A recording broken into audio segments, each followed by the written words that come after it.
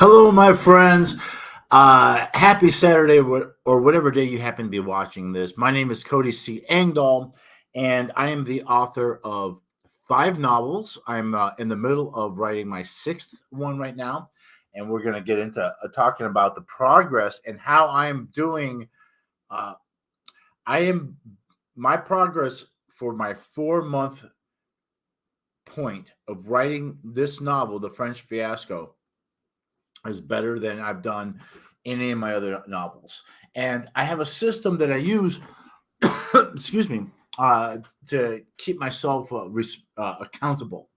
And we're going to get into that and how I do it and how I think it really helps me uh, get my novels written. And my pace is about a novel a year. Sometimes I think my first novel took me like 9 months from like writing the very first word to finishing it, but it was only 56,000 words.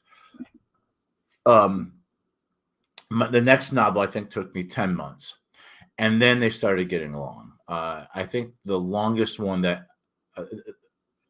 well, we'll get into that because I have that. I have a chart, and we're going to talk about all that. Real quick, housekeeping stuff. First of all, if you're watching this video right now, whether you're watching it live or on the replay, please give me a like. And man, I would love a subscription. Now, if you subscribe to the channel, you don't pay any money, nothing happens. You don't get harassed, nothing like that. It's just that you can put on notifications to know when I'm release a video, or all it will really do is that when you go on YouTube, you'll see that. And if you go to your subscriptions, you'll see that, oh, Cody's got a new video out. I subscribe to several channels that I really like. Most of them are like pop culture. I don't even know why, but I really like culture war and pop geek culture, like people complaining about Star Wars being too woke.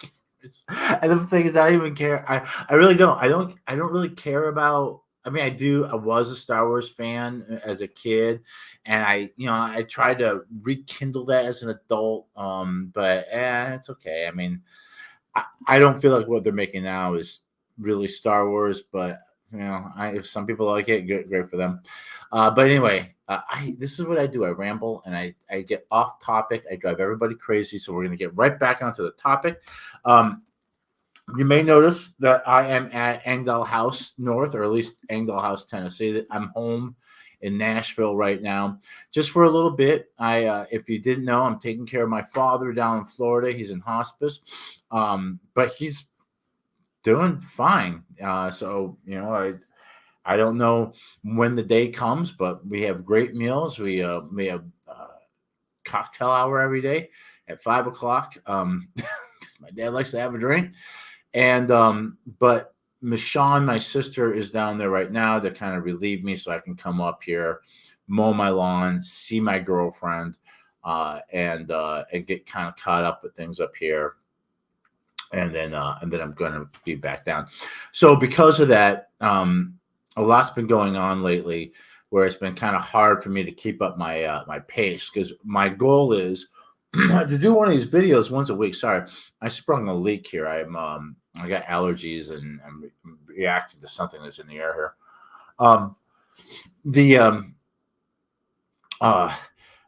So a lot happened. I mean, nothing bad, but I try to do one every Sunday. And then like Laura came down to Florida. The timing is kind of bad because she came down like a week before, and then I found out I could come back up a week after.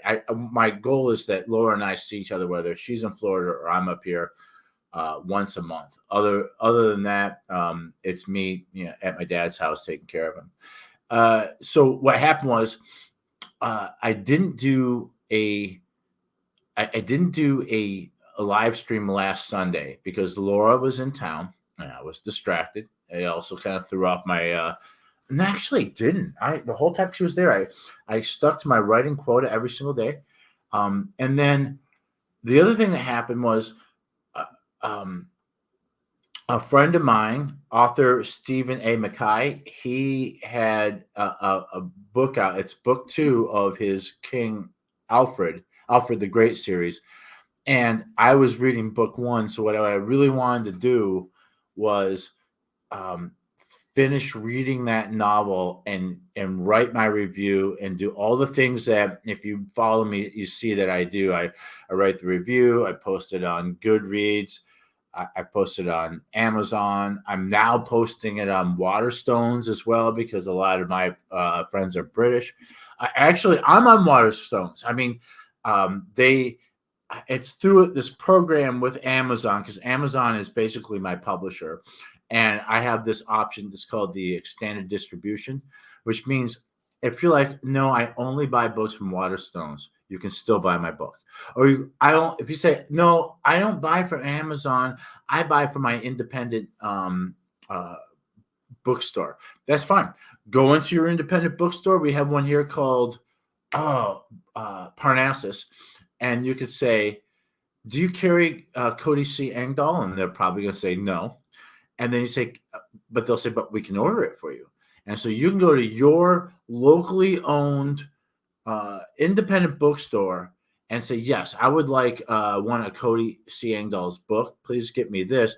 And they'll say, okay. And they'll order it. And then when it comes in, they call you. And then they make their money and everybody's happy. So if you want to support your local business and still support the author that you know, that's a great way of doing it. Everybody wins. So anyway, I didn't do a live last Sunday, but I did do one on July the 3rd because I wanted to get Steven's. I wanted to get the review done, and I did a live.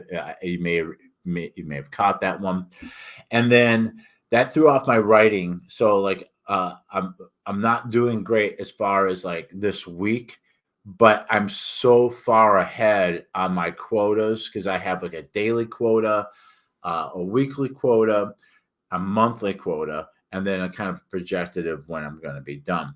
And I'm so far ahead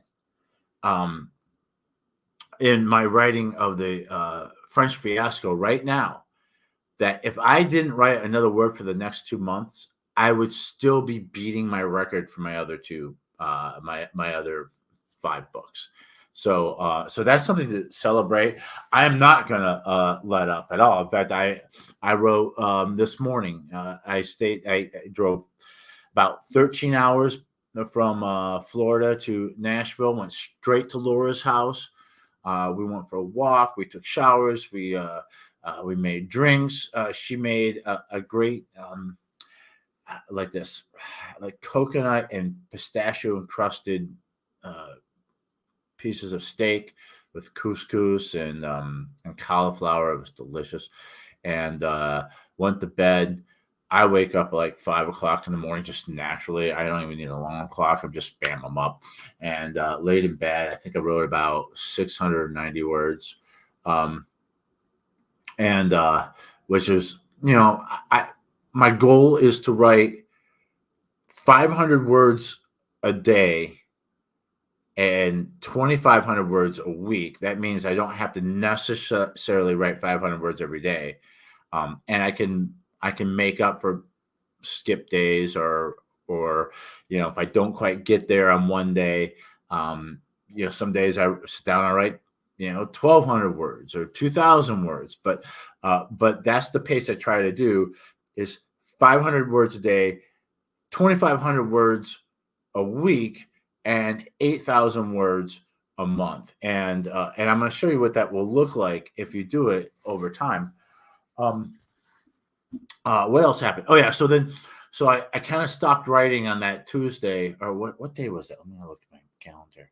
On the 3rd, because I was like, yeah, I got my writing in on the Laura left July 1st on Monday. I got my writing in every day. I think starting on Tuesday or maybe, Tuesday or Wednesday, I was kind of backed up a little bit. So I wanted to get Steven's the review done for his book. And then also I tried to, I go back. Some people write their whole novel through and then come back and start rewriting it and all that. I don't like to do that because I feel like it's way too much work on the end. I like to be constantly shaping my narrative as I go. So when I sit down and write, the very first thing I do is I read what I wrote in the last session, and I fix anything I don't like. Any mistakes I see or anything I don't like, I need to add something, blah, blah, blah. That's kind of like the very first pass of review and rewrite. Then when I finish a chapter, I go back and I edit the whole chapter. I run it through spell check. Then I read the whole thing out loud. Then I have Siri read it to me. Then I put it through Grammarly, and I make and make any kind of and just try to polish it as much as possible. And then I take each chapter I write as its own document. And then I have a master document, which is the book, the whole manuscript that I'm slowly building as I write. And actually, what that looks like, actually. So let's do this. I think that would be interesting. See if I can open this easily. And then also, I'm constantly keeping track of my word count, the master document, the word count that is in the in whatever let's see here, recents. I'm going to open up two things here. Sorry, my computer's slow. It's because I'm live streaming, right? Let's see. We'll open up that one. And we'll open up this one here. Okay, we're going to open up two things. So I keep my word. There's the overall word count of the master document, and then there's the word count of whatever chapter I'm working on, and I also do the overall word count of the word count.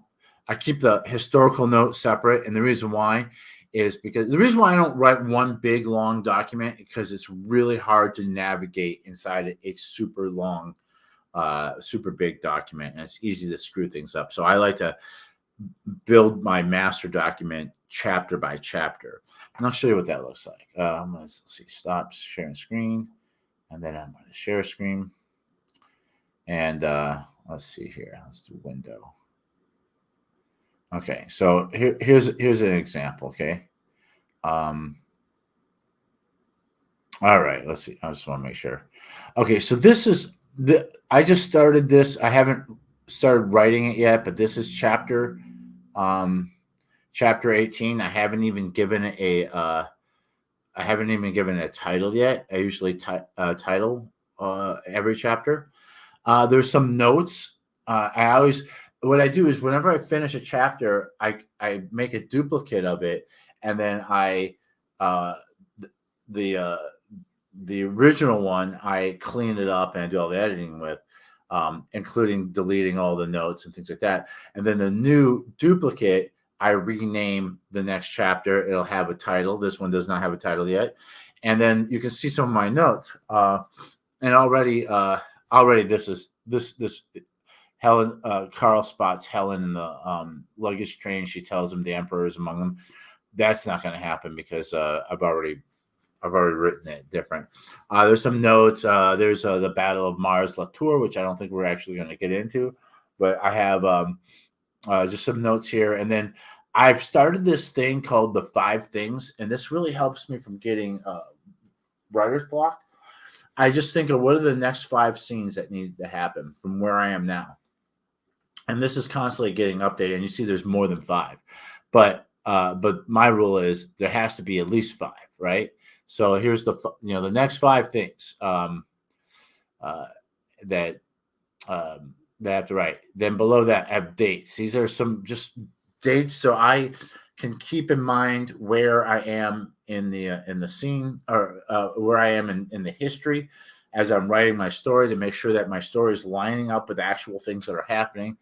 And then, because I really do, like, some people they write historical fiction where like history is just like the historical period is in the background, but their story is completely in a vacuum. You know what I'm saying? Like it's not interacting with the history. My stories always interact with the history. So you'll see real historical characters being authentically um, portrayed in a way that doesn't screw with history, but like could have been, right?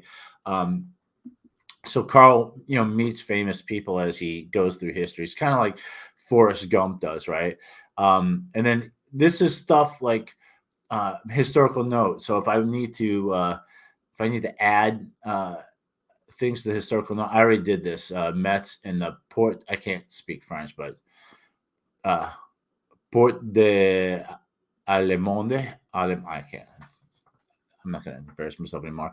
Moments that I want to have in it. Here's some more just like notes and things.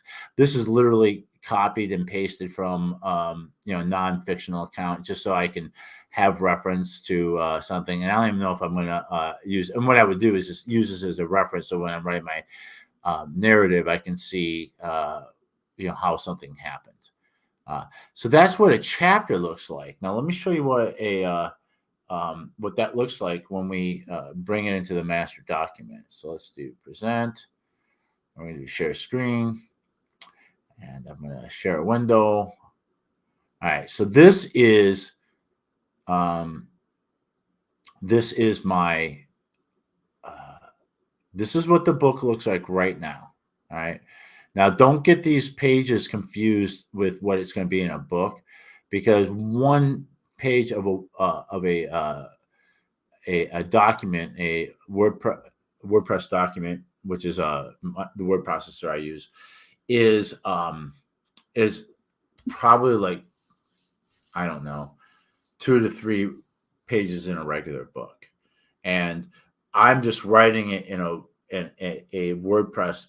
Not WordPress. What is this? Pages. Pages is the name of the software I use. But this is a word processor document. So I write it that way. And then when it's time to publish, then I have to reformat it in 2 ways. I have to format it for the ebook, and I have to format it for the print book. And the audio book is taken from the ebook. So let me just make sure so this is like the title page here. And you can see the word count. Now I'm actually over 50,000 words, but some of those words are written on things that have not been. I put this thing in a very inconvenient place. Okay, sorry. So some of the word count is happening like in the historical section or historical note section, which I don't attach to the main document until I'm very close to publishing. And the reason why is because that I'm constantly updating it, and I don't want to be updating it in the big, huge thing. I want to update it separately. It's almost like its own chapter. And I do the same thing with the sources, because all that is constantly being updated and changed as we go through. I should probably do that with the glossary too. My books usually come with a glossary in the end, because I use so many military terms and archaic terms and foreign language, so that I don't want to have to explain everything all the time and re-explain every time you see that word. So I give you if it's a new concept, I do explain it. Otherwise, if it's something that I've explained before, I put it in the glossary. You can see it there. So let me go back to this. All right. So there's the copyright, and then here's here we are with the table of contents. Yeah, you can see right this is at 46,575. I'm actually over 50,000 words right now. And then you can see, I don't know if I'm going to leave these parts in. I've updated how I start my books out. I used to have a lot of material before the narrative starts. That doesn't work really well when you're selling online, because they do a preview. And if like I used to have like the glossary at the beginning. Well, people are like, reading through the glossary and barely getting into the story before the preview is over. So I try to make sure that we pretty much start as close to the narrative as possible. So there's a preface, dedication, an epithet, and then we're off to the races. So I don't know if these parts are gonna stay, or I might just take them out and just straight chapters. But chapter one, see what I mean? I title my chapter. So chapter one is the death of an empire. Chapter two, behind enemy lines, a rude awakening, the visitors, the appointment, preparation for war, the duel. Part two, atrocities. And I just added chapter 16, and I'm working on, and I'm editing chapter 17. I just finished writing chapter 17 right now, and my chapters are anywhere between. I don't think my chapters usually. I think if you took all my chapters I've ever written, I think the average would be about 3,000. I'm trying to bring that down. I'm trying to make it closer to 2,000 because I think I'm learning as a reader and just marketing and everything I've heard from other people. It's better to have more chapters that are shorter, because there's a psychological thing where if you have lots of breaking points, people will actually keep reading instead of having like really long chapters. Sometimes people don't even want to start it because like, okay, this chapter is 30 pages long. I don't know if I want to start this tonight.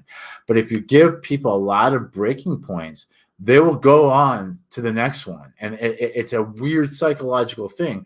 But like, let's say it's 11 o'clock and you should be going to bed tonight, but you just finished, chapter 14, an old friend, and you're like, well, I'll keep reading. I'll read chapter 15, the breakout.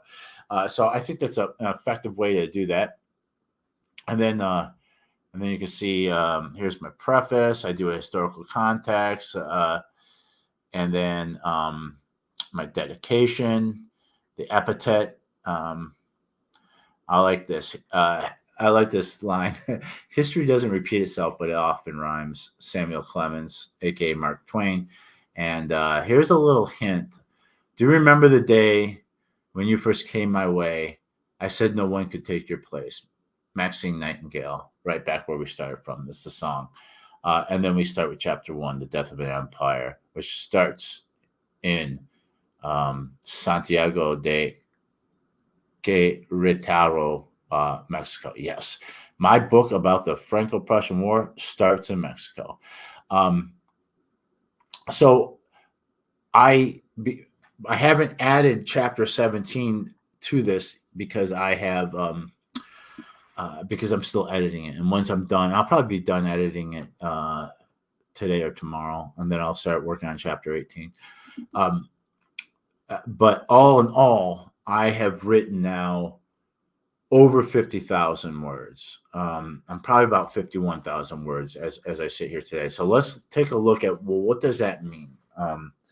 Well, first of all, my first novel, Rampage on the River, is 56,000 words. It's not very long.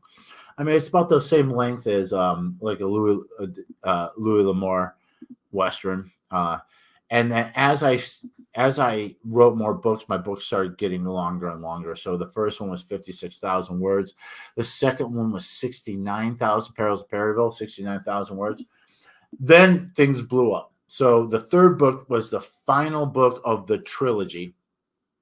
And I had to do a lot of things because the first two books each book is its own story for sure.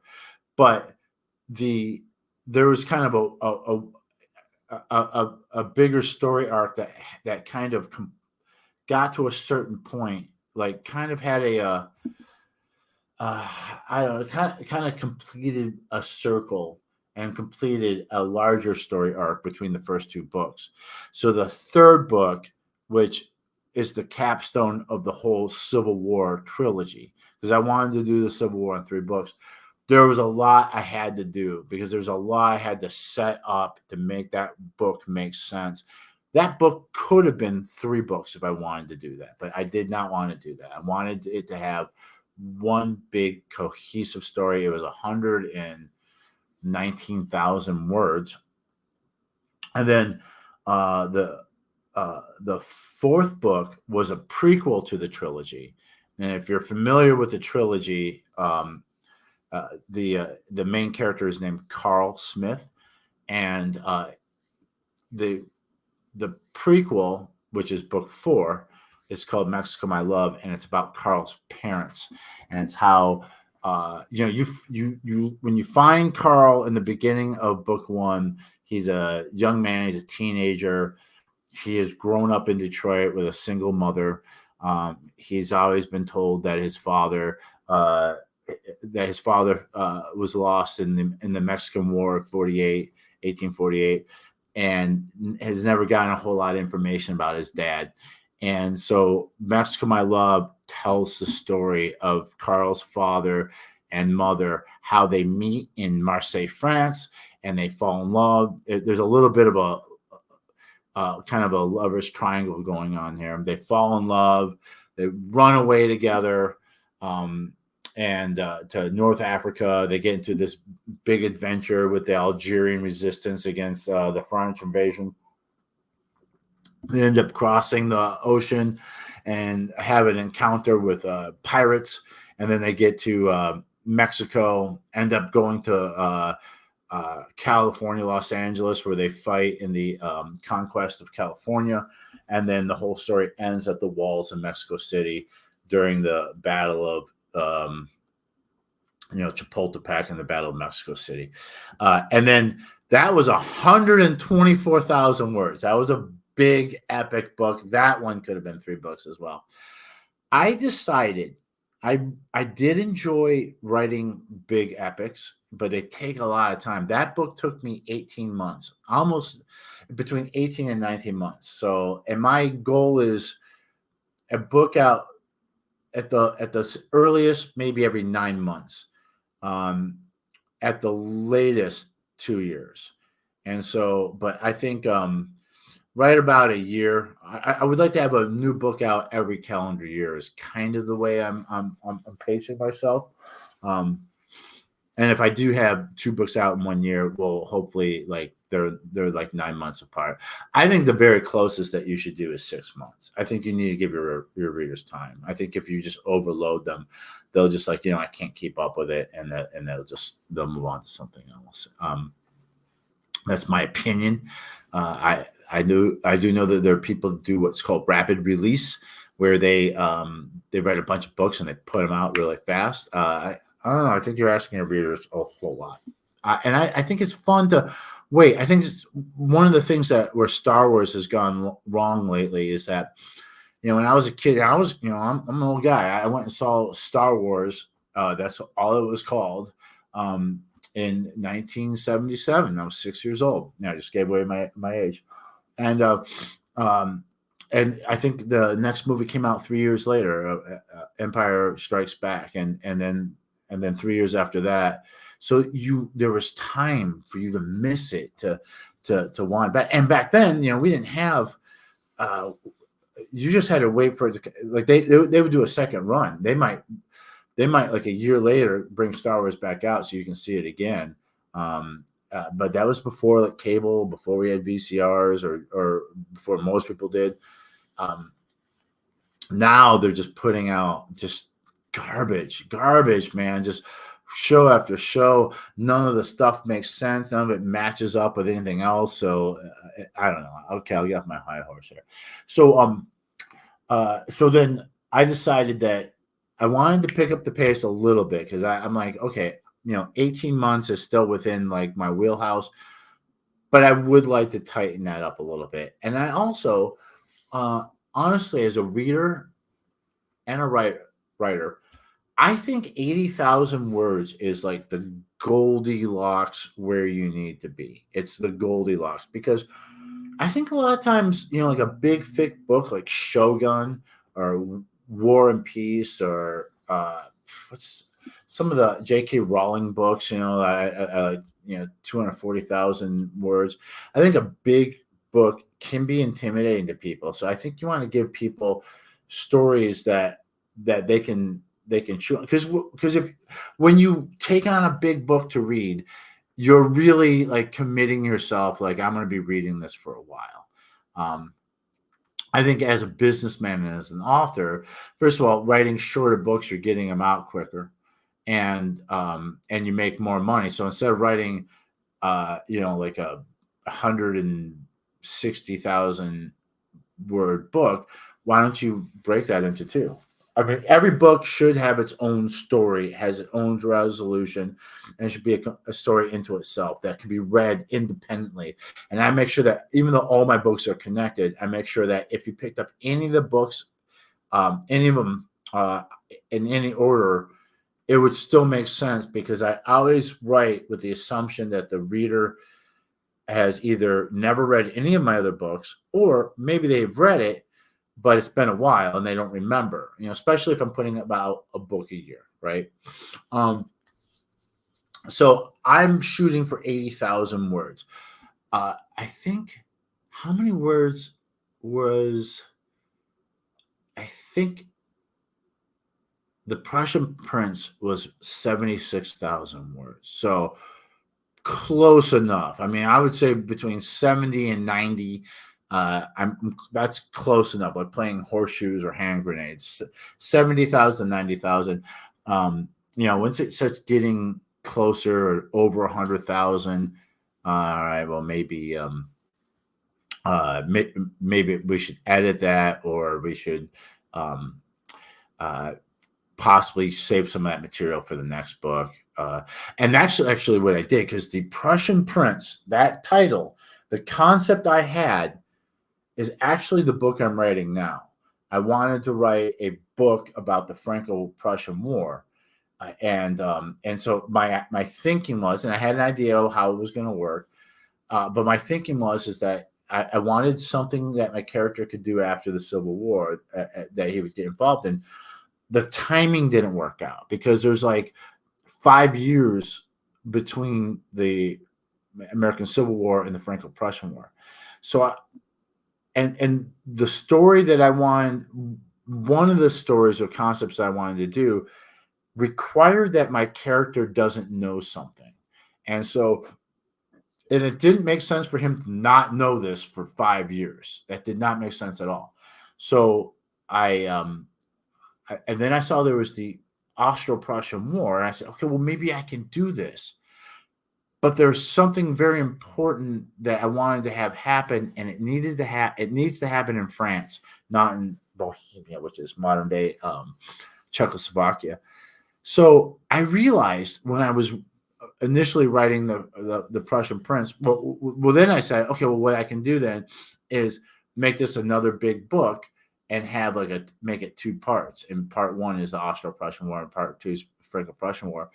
And that way I can satisfy this initial idea I have. And I realized I had 2 books. I had 2 really good stories that I liked, that made sense to me. And I said, why am I trying to make this all in 1 book? Why not let the books breathe a little bit and write 2 books? So that's what we did. The Prussian Prince was originally supposed to be a Franco-Prussian War. It's an Austro-Prussian War, and I love the book, man. It's great. It's got surprises. It's got twists and turns. I think it's got a very satisfying end, and then it sets up the next book. So if you read that, you'll see that in the epilogue,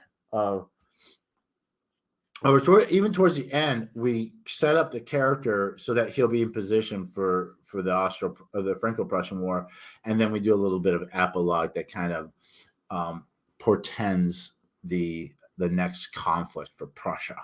And if you don't know, Prussia was a kingdom that the nation that we now know as Germany was built off of. Germany did not exist as a cohesive country.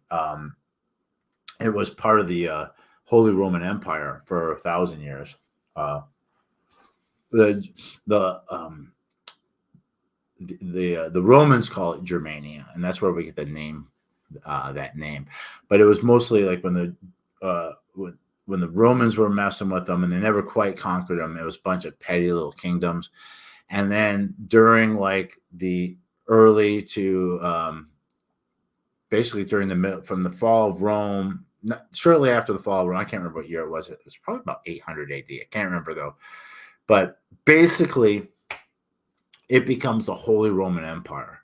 And within the Holy Roman Empire, you have all these little petty German kingdoms like Bavaria, Prussia, Württemberg, all these different ones that are independent of each other, but loosely, I mean, they're loosely held together as the Holy Roman Empire, but it's very loose. And then Napoleon destroys it in 1806. And then you go through these different ways that they were trying to kind of have some kind of uh, free market, or a combined market of all these kingdoms. Well, eventually Prussia just conquers basically all those kingdoms and creates the German Empire, which we fight World War One against. And by the way, my series, I am marching right up into World War One. That's the plan right now. So I digress. You know what? Let's get into the numbers here. I'm going to show you the numbers. Okay, let's see here. I'm going to stop sharing. What I do is I keep spreadsheets to organize everything I do, and to have like a some accountability, and just to see like kind of trends and things that happen with me. All right, great. So this document, or this spreadsheet that I've created, is called it's my novel comparison. Let's see here. I want to make sure I got the right thing up. Okay, good. This is my novel progress comparison. And I built this. Dang it. There we go. I built this so I could kind of keep track of my progress and see how it compares to the other things that I've done. Okay. So as you can see on the left column here, we have the books. Rampage on the River, or Rampage. It's got the date that I started writing. Perils, Blood, Mexico, Prussian, because it's the Prussian Prince, and then the Fiasco, the French Fiasco. These are the books I'm planning to write. I don't know if I will do them all. I'm hoping to. I think I will. I have the next book is called Black James. It's going to be. We're going to walk away from the Carliot a little bit, and we're going to. If you've read Mexico, My Love, you've met Black James. We're going to do a whole novel about him. And then we're going to pick Carl back up. And this one, Empire, I was thinking about a title called The Empire of Cotton, and it's going to be like an Egyptian or a Middle Eastern adventure. I have a Western that I want to do with Carl after that, and then a Japanese adventure, and then a World War One adventure. And Carl will not live long enough to be to get anywhere close to World War II. But I have, it might not be part of the series. It might be a standalone, but I have a kind of a pre-World War II a story that I want to do that's going to take place basically sometime between World War One, maybe into World War II. We'll see. And then I have a whole slew of other. I have a whole list of other books I want to write. I think I got like 10 books right now that I'm planning from where I am right now. I'm hoping to get to at least 20 before I die. So what I've done is then each column is a month, right? And what it is, it's where my word count is every month. And then I continued it. I just doubled it down here because some of the books took longer than a year. The last 3 took longer than a year. So I had to double everything. And then we'll get into that part a little later. And then what I did is, so I started the Fiasco, the French Fiasco, March the 4th, because usually when I publish a book, I give myself a month before I start writing the next one. But I cheat a little bit because sometimes, like, I give myself a month before I make myself accountable for writing on a regular basis. But that doesn't mean if I'm feeling inspired, or sometimes a scene will come to me that's not going to be in the book I'm writing right now, but it's going to be in a later book. And before I forget it, I want to write it down. For example, I've written Carl's death. We're not going to write 1,000, we're not going to write like 24 books about Carl. He will die. And I already know how it happens and the story I want to do with that. And so like I will write that and put it aside. So now when I start a book, there's a lot of things that are already written, so that when I start my first month usually is pretty big, because I've pre-written a lot of those things. See what I'm saying? So like the French Fiasco, there was a lot of things that I had pre-written because I thought it was going to be part of the first book, and so I moved them aside. So I had the best start ever because my first month, I ended up writing 18,597 words. Now, I don't normally do that in a month. I think on a good month, I'm probably going to write anywhere between, I'm hoping to write at least 8,000 words a month. But usually I write anywhere between 10 to 13,000 words a month if I stay on track, right? But you can see perils. Perils. I was on fire. I read my first book. I was afraid that if I waited too long, I would never write a second book. So I really dug in with that. And I wrote, over 14,000 words. Then, not so much with Blood. Mexico was a slow start. I only got like about 3,000, a little over 3,000 words in the first month. Prussian Prince was probably my best start until I started writing the Fiasco. So the Fiasco, big start. And then I've been pretty good. I've had a few slumps, but I've been pretty good. But you can see I went by the second month. So what I do is, if I start on the March the 4th, I measure how many words I write between March 4th and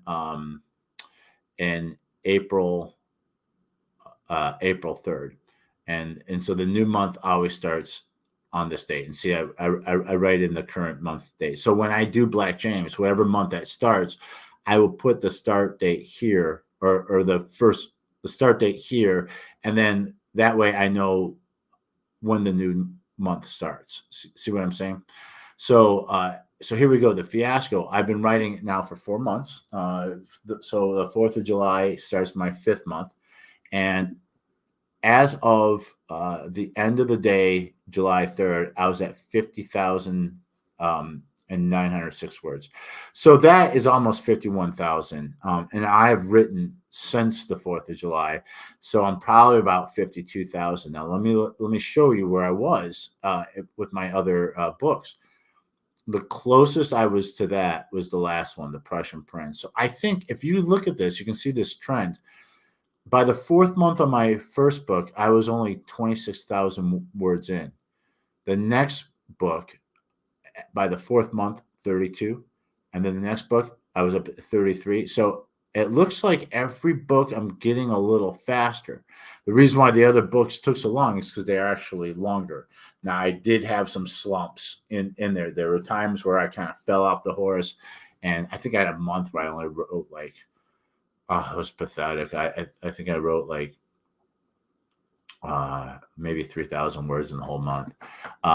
So if you look at this, and by the way, here's some goals as well. So this goal here, 11,500 in the first month, 22,500. Basically, what I was doing before was I want to write 5 days a week, minimum 500 words 5 days a week. And if I follow that, and I was doing Monday through Friday, if I counted all the work days in that month, that's how many words I should do if I do a perfect job. But I know I don't always do a perfect job, and I try not to be too hard on myself. You can't, you don't want to be a slave driver. You just want to keep some accountability. So I said the other thing is my goal is to 500 words a day, 2,500 words a week. So that even right there, if I don't get all those word count in, as long as I get 2,500, that's fine. And I say the bare minimum I try to keep my average above 8,000. So because there are some months where I have things happen. I get slumps. I get what do you call it? Writer's block? Yeah, that kind of stuff. Well, I need to stop for a while because I need to do some more research because I do a lot of on a needs basis research. I have like the basic research done and a basic foundational knowledge of the history I'm playing with. But there's so many things as you're writing that you don't know you need to know until you realize you need to know. And then you have to stop what you're doing and start doing research to get caught up with that. So if you look at that, first of all, if I didn't write another word from this point, I would still, and for 2 months, I would still be ahead of my other books because even by month 6, from the last book, which was one of my best paces, I was at 50,000 words by the end of 6 months. I'm there now at the end of 4 months, so I'm 2 months ahead. And as far as the goals, um, I'm pretty close to having these goals right here, being at 54,000 by August 4th, and no less than 40,000. So I think I'm in good shape. I'm trying to keep the book to about 80,000 words, and the more books I'm writing, the more I'm able to kind of sense where I am and how many more words I need to finish what I want to do. And I think I'm going to probably get it done in 80,000 words. I might have to go longer. We'll see. I still am kind of working out exactly how I want it to end. The last real big, I mean, I know what I want to have happen, but uh, this one's a little bit more pantsing I mean, everything is plotted, but this one's a little bit more pantsing than the other ones. So I'm hoping that right around October, November, that maybe I am done. And usually when I finish the first draft, remember, I do a lot of the editing as I go, but that still means there's going to be some vigorous editing afterwards. But I always say that I should be able to publish the book 2 months after I finish the first draft. That's basically my goal. I think sometimes I've been a little bit more. I mean, it's fine if I need to take 3 months, especially some of the longer books. That's fine, but that's kind of my rough estimate. If I get done 2 months, we're ready to go. And the more I put out, the more efficient I am. I started something else. I started keeping track of my writing. Now, I've been terrible, right? But this is like this week, I'm only at 1,600 words for the week. Well, and I explained a little why. There was actually last Monday about 500. So it's actually I'm probably about 2,200 words for the week. I always delete the next day so that I know where to start. But what I do is then when I finish writing, I put in what I wrote, and then I'm hope to keep this above 2,500. And it's always just recycling through it so that I don't always take the weekend off. And sometimes I like last week, like I said, I took all of Tuesday to finish reading Stephen's book and then writing the review and all that.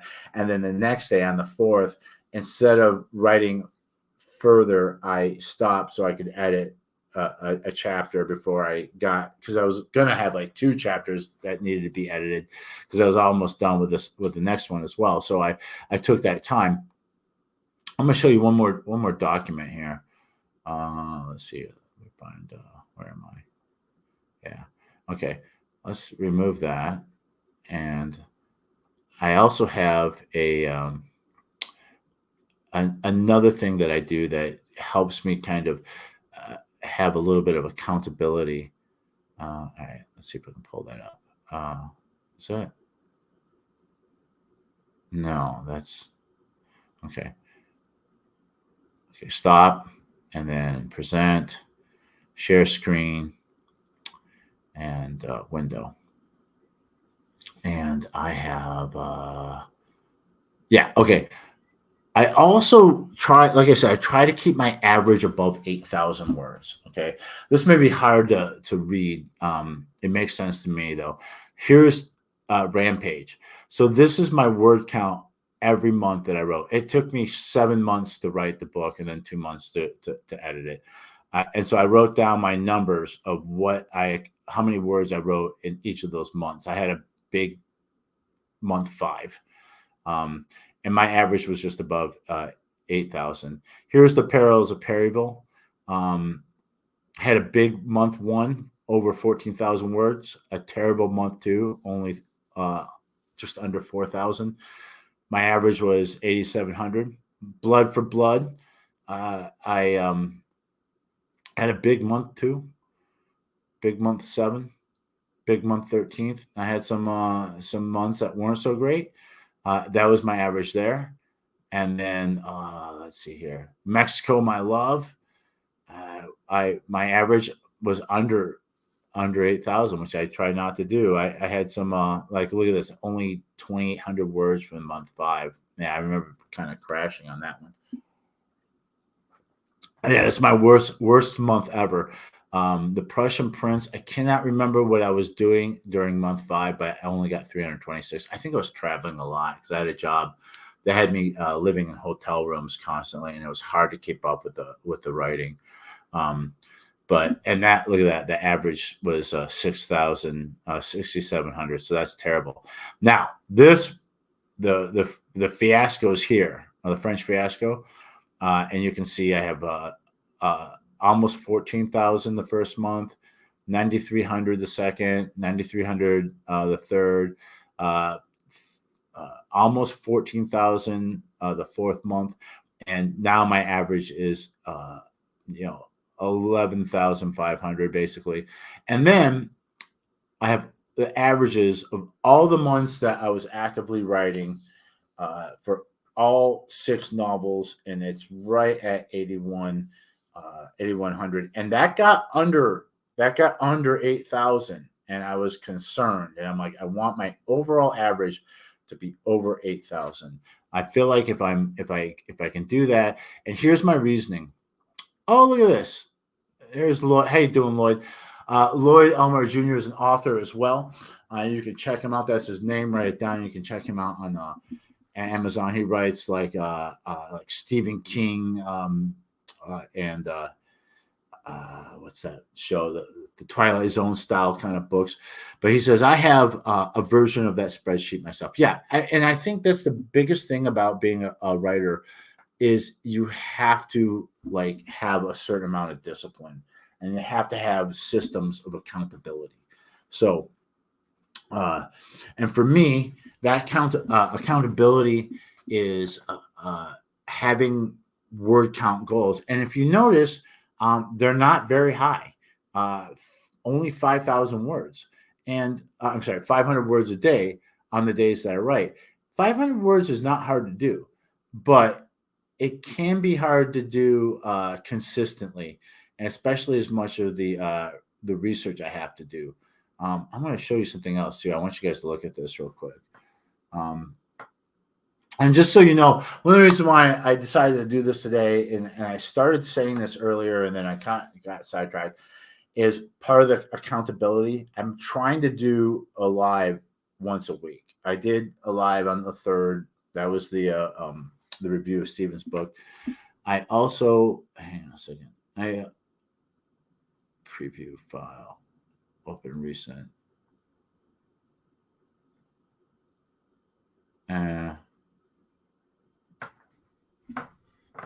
All right, I'm trying to do too many things at once. I'm going to show you. I did another mock-up of my book here.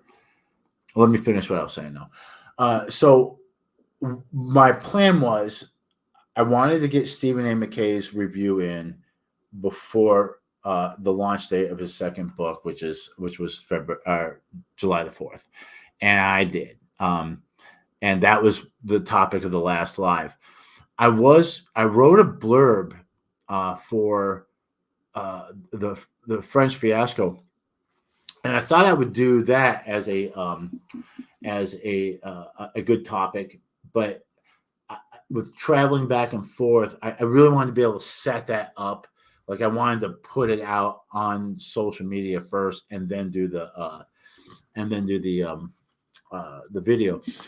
So I just realized it was just too much try to do today. So I thought this would be a good topic because first of all, everything I do is about marketing, and one of the things you do is when you have a new project come out, you don't want to bore people to death about it, or start promising things too early, but start trickling a little information to start building a little excitement. So I wanted to tell people that, well, I'm having my best progress, my best word count of any of my books. So that was a good thing to do today. Probably next week, I might do the new blurb that I'll put that out there. And then here's another thing I want to show you. And let's see if I can find this quickly. I want to show you my, I have 2 mock-ups, and I'm going to do a whole thing on social media, but this is a little sneak peek. I want to show you the, let's see here. Here we go. All right, great. I want to show you the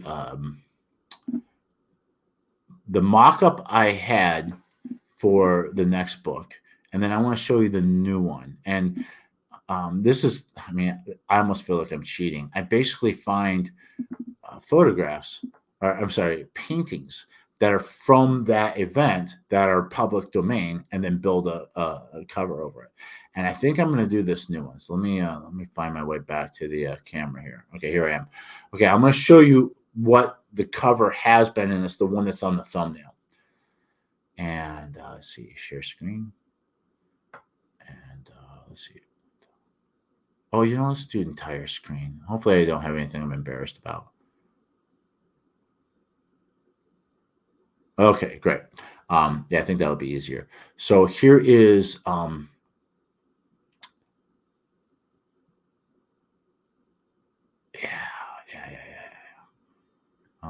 why am I not visible to myself? Let's see what I'm doing. Okay. I see. So I'm playing with the controls here. Okay. Okay, good. So you can see. So then if I shut this down, all right. So the one on the left was originally what was going to be the cover of The Prussian Prince. And because this is a scene from the Franco-Prussian War, and what you see there are Prussian cavalrymen charging into fleeing French troops. So those men on the ground are French soldiers, and they're freaking out and they're trying to run away. And you see this guy here. He's charging in there, and he's just slaughtering dudes with his saber. I like that a lot. And when I decided to save to do an Austro-Prussian book instead, I had to get a different painting, and I like the one that I got. The one that's on the cover of that is the what is that? It's the Battle of Königgrätz, which is the marquee battle in that book. But then I found this one here on the right, and this is actually a smaller section of a bigger painting. And part of both of these kind of portray the same thing. The French had no idea what they were getting themselves into.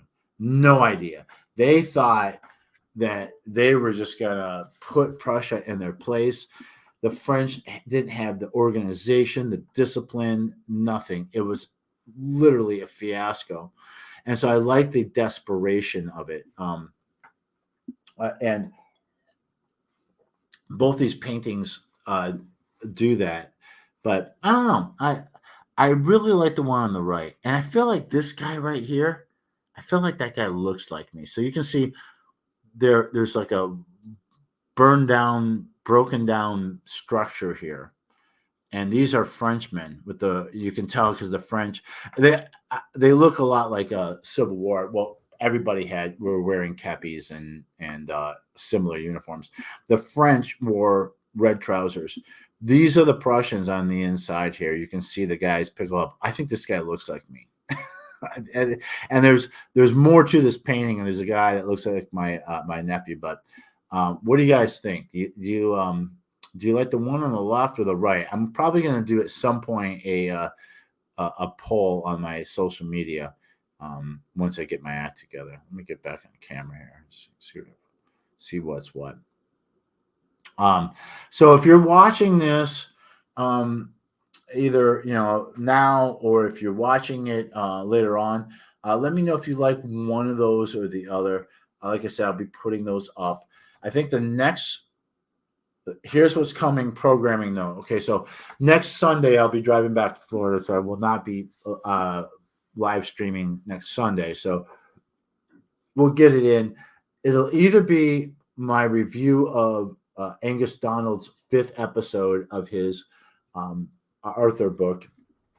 Very interesting. Angus Donald is a traditionally published, commercially published author who writes books for big publishing. I think he writes for Canelo, and but he took on a side project of his own, independent published, like I am, like I know Lloyd does. We're independent authors, and what he decided to do was, instead of writing like a book and then putting it out there, he's writing this book in episodes. So it's 5 episodes for it's $1.25 in America. It's 99 pence in the UK, because pounds are worth more than dollars.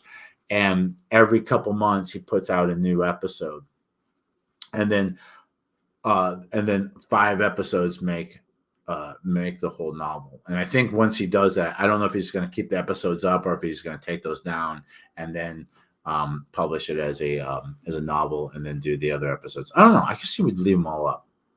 We'll see. I was really interested in the experiment, so I've been following that along. I think he's the only author that I really feel like I can read each one as they come out, because I want. A lot of guys, I only read like book 1 because there's just so much I need to read that it's hard for me to really invest in a series. But I'm interested in this as an experiment. Well, episode 5, which ends book 1, just came out last week or shortly before that. And so I'm reading it now. So I'll probably be done with that by the time I go live again, which will probably be a week from Monday. So we'll do a review on that. And then I would like to do a review, or I'd like to do a live on maybe my new my new blurb reveal. I might do a live on comparing I'll probably do a little poll, see if I can get, it'll be really embarrassing if I do a poll and nobody answers. But I'm going to try to do a poll between the 2 books. Actually, you know what I'm going to do? Next week is the author ad challenge with Brian Cohen. And he's saying that this time they're going to open up all the features of Author Ad School, so that you can really see what it's like if you join the author. So you get full support, the full thing, the whole time. So I'm going to be there for that. And maybe I can ask people there, because they open up like the support group, and you can ask other authors, say, which one do you like? So maybe I'll do that. And then, so we'll do Angus's next episode 5. I'll probably do a live on the blurb and the 2 book covers, which one wins. And I also, at some point, waiting to get another review, I want to show you what I do when I get a review. And actually, I do it good or bad reviews. And I'll tell you, I know that I've gotten like 1 star, but I've never gotten a 1-star review or a 2-star review. I did get a 2-star review. Was it 2 or is it 3? I can't remember, but I even did this with a negative review, and I thought it was a kind of an interesting experiment of how to turn a negative review into a marketing tool. But for the most part, a positive review. So what do I do when I get a positive review? How do I use that to help my social media marketing? I think that would be a great topic. So I'm waiting, waiting for a review. That's why we're always begging. So I'm gonna wrap it up here. And like I always say, if you have an author that you like and you want this person to write more and you want to support them, well, first of all, buy their books, right? But the other thing is give them as many stars as you think they deserve. Hopefully, you think they deserve 5, and write a couple words, a couple nice words. You don't have to write reviews as extensive as mine because I'm doing more than just writing a nice review. I'm also kind of marketing myself and maybe even like poking at the publishers that like, hey, this guy writes books too. Because I know somebody who got a contract, which I don't even know if that's what I want, to tell you the truth. I think really what I want is to be very successful as an independent and have complete control over my creative and my marketing and all that kind of stuff, which I think is coming. I think I'm built. I'm climbing the ladder every day. So back to what I'm saying. If you have an author, whether it's me or someone else, and you like that author and you like their work, give them 5-star reviews or whatever you think is fair. Write a couple. It could be great book. Couldn't put it down. Bam, you're done. And put that on Goodreads. Put it on Amazon, anywhere else you can think of, and that's it. So I love you guys. Keep writing, and please, if you would, hit the like button and subscribe if you haven't subscribed. And I will be back probably a week from tomorrow, and we'll have something to talk about. All right, guys. I'll talk to you soon.